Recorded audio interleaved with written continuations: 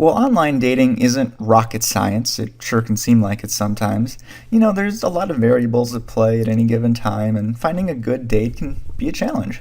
So, I thought I'd make this short video for you here to give you some dating tips that you can actually use. Now, I'm assuming you already got the basics down, that don't talk about your ex, dress nicely, and try and be yourself, alright? Don't talk on your cell phone. In fact, turn it off for the evening. All that stuff, okay? You can handle that, right? Now let's talk about some things you can actually do. Let's talk about, right away, breaking the ice.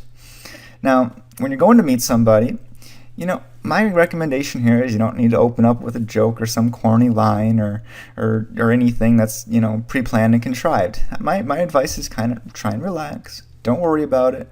Just kind of go with natural small talk. This is the kind of stuff you do all the time anyway, when you're waiting in line for your latte at the coffee shop, or when you're at work talking to a coworker. You can talk about weather, traffic, anything that's perfectly generic. Just you don't need to overwhelm anybody with any serious talk off the bat.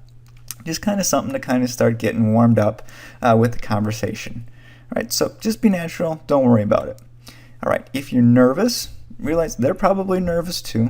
So it's okay to admit that, and it can actually help diffuse that, help relax you both a little bit so that you're able to keep talking and keep the conversation going so you're not all sitting there all uptight. Okay? We don't want that.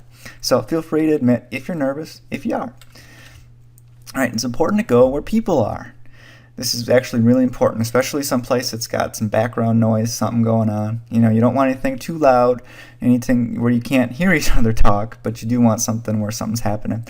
Like the bar is a great place really to go for a date because, well, first of all, you got the alcohol there, a little bit of liquid courage never hurt anybody, right?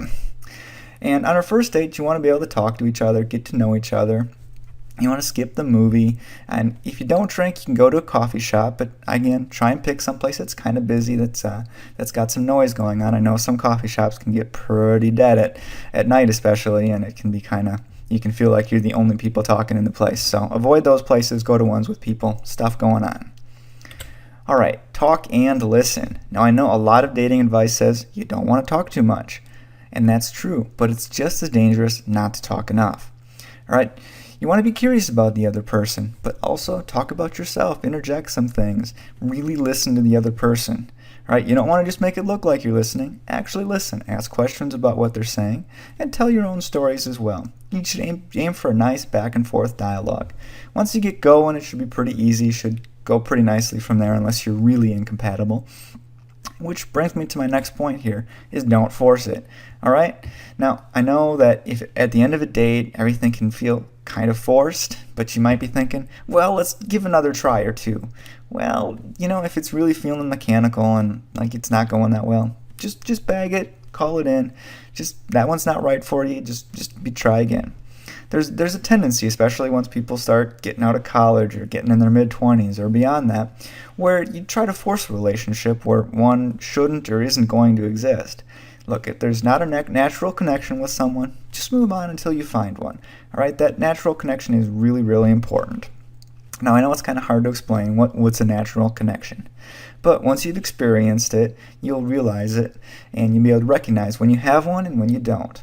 Now, my recommendation is really just go on a few dates, especially if you're new to online dating. Start going on a bunch of them. You'll kind of get a good feel for the lay of the land and everything.